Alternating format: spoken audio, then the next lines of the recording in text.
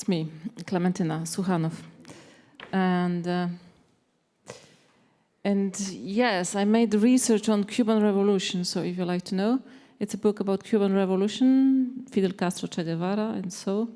That's my professional career. I'm writing books, I run research or investigations. I'm a curious person and I'm upsetting many people.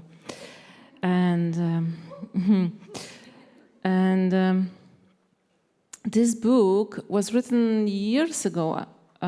It was published in 2013, but I was in Cuba in 2007 with a special mission to find certain manuscripts. So I went there as a kind of archival spy, and I managed to find the papers. And by the same time, I was getting more and more involved in reading about the Cuban Revolution to see how it really happened, because it's a big legend.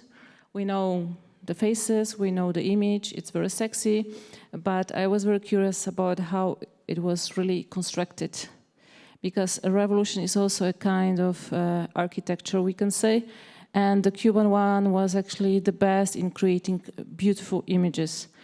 And we are all kind of addicted actually somehow to them as leftist people. If you believe you are on the left, I am. But at the same time, there's lots of dirty games everywhere. It's not only on the right, on the left. It happens that there are also dirty games. And as a researcher, I'm for describing them and discovering them and talking to them about them. But we are not meeting here for talking about the Cuban Revolution.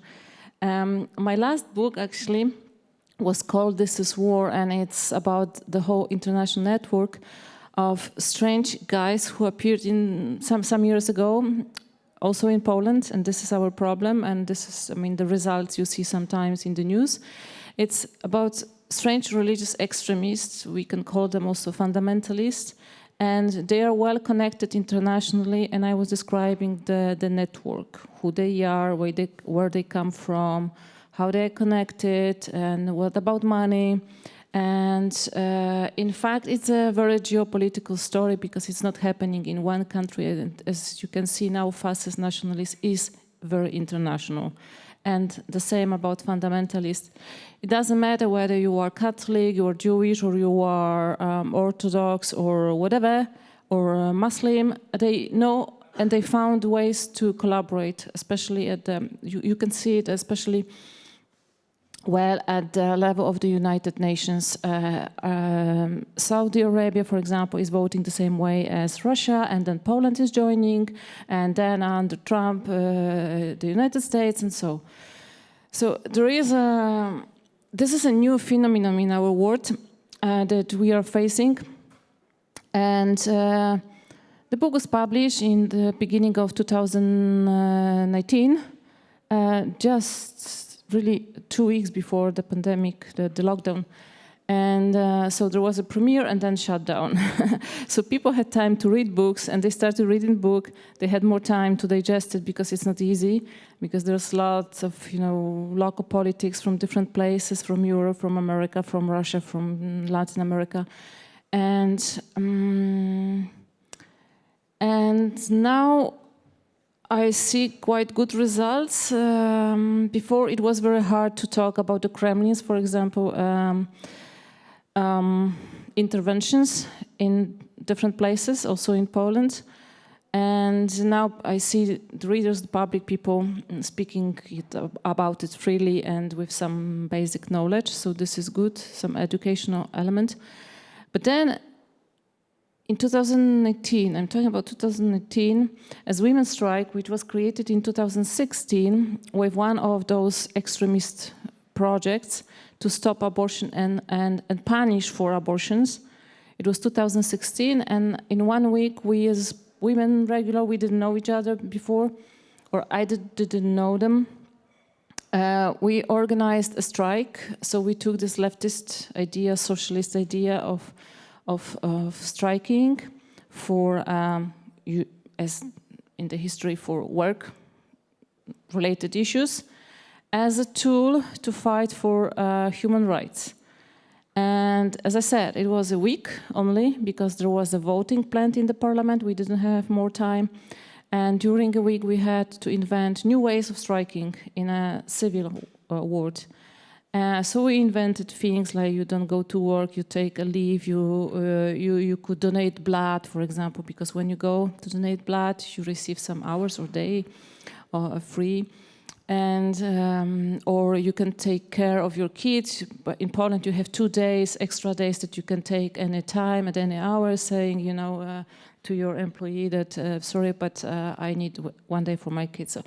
So we tried to collect all the tricks together to show people that it's possible to strike without trade unions, because the biggest trade union, Solidarność, which is the heritage of the old movement, is very close. The Solidarność trade unions today are very close to the government, so they're actually acting against us. So there was no imaginary about any collaboration.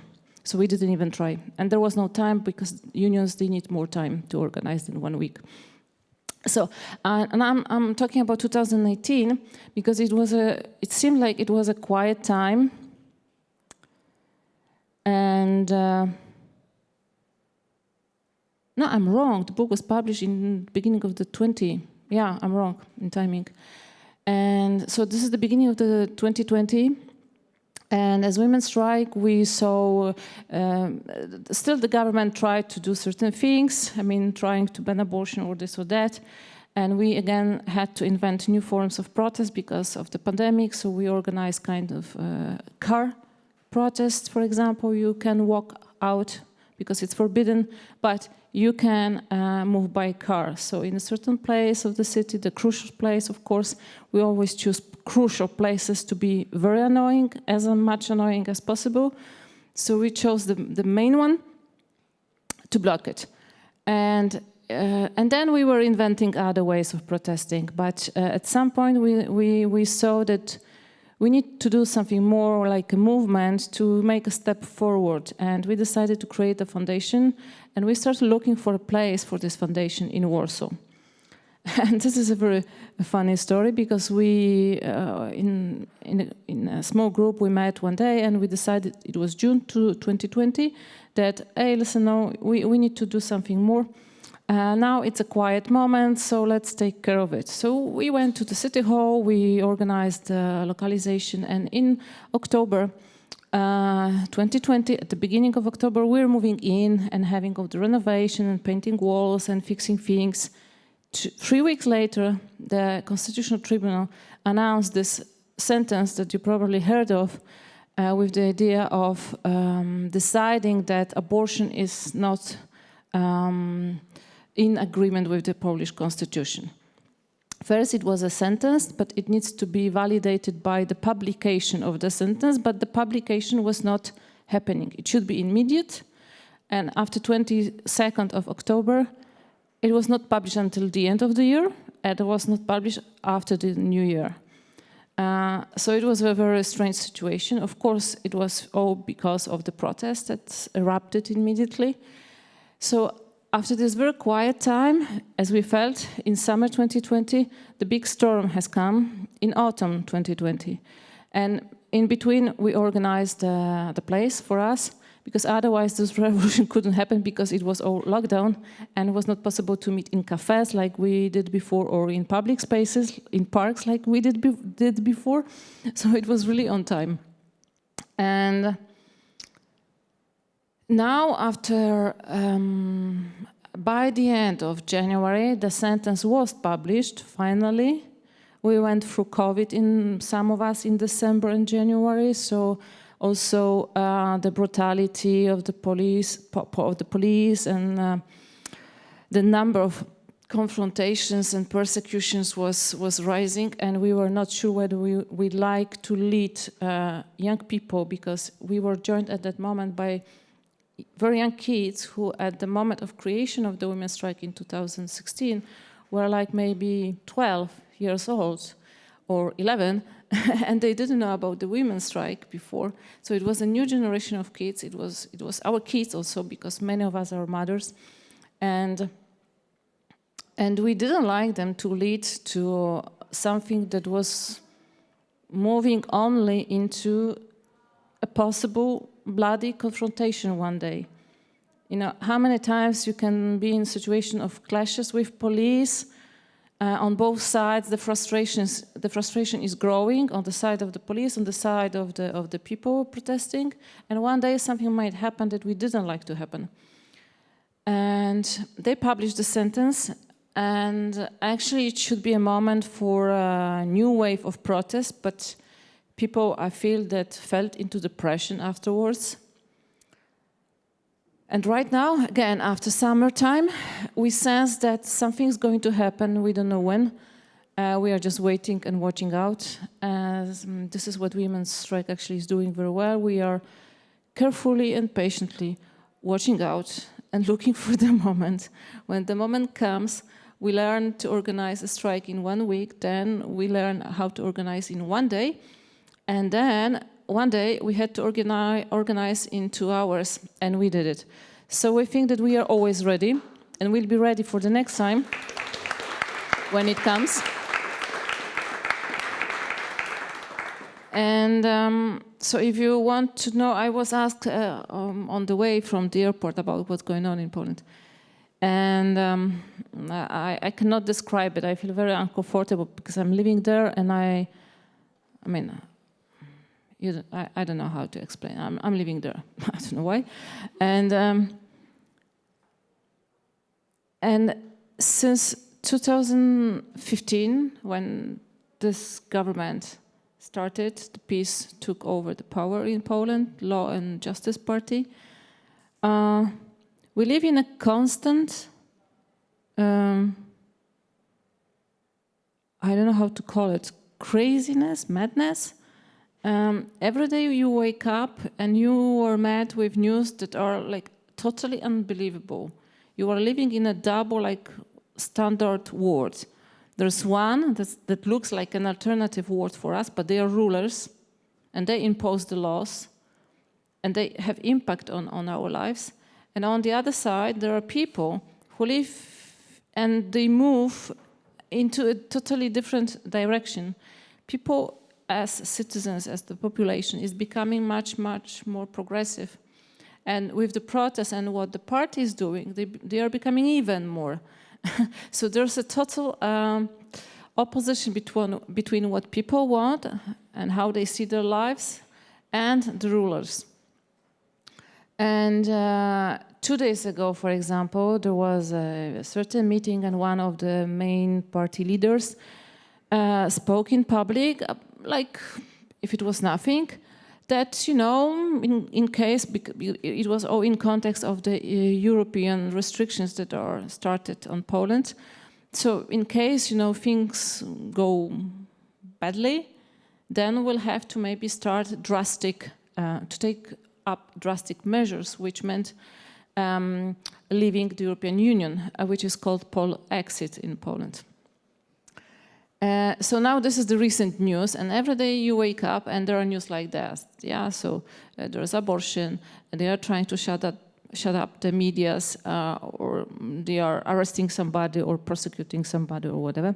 So I wasn't sure whether I come here or not. I'm stopped at the airport or not, because I should report at the police station each week, which I'm not really doing, not really obeying.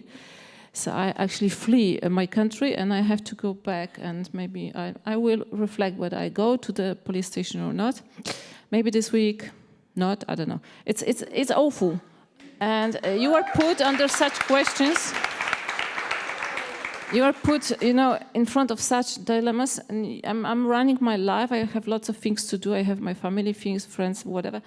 And there are those guys who tell you that you have to register at the police, which you don't know what for, because it's only, you give your ID, they say something, I don't know, they put something into the computer, it lasts 20 seconds, and I have to go back. So all the way there and back is like a total waste of time.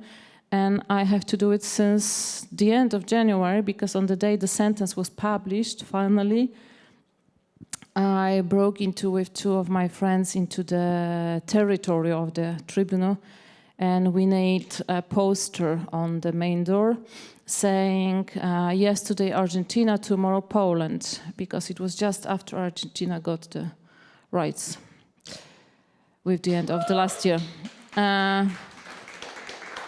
And there's lots of such stories, and there are also those fundamentalist organizations which are suing us for whatever, you know, they always find a motive to do it. And right now I'm preparing lots of papers to stop certain procedures they started against me.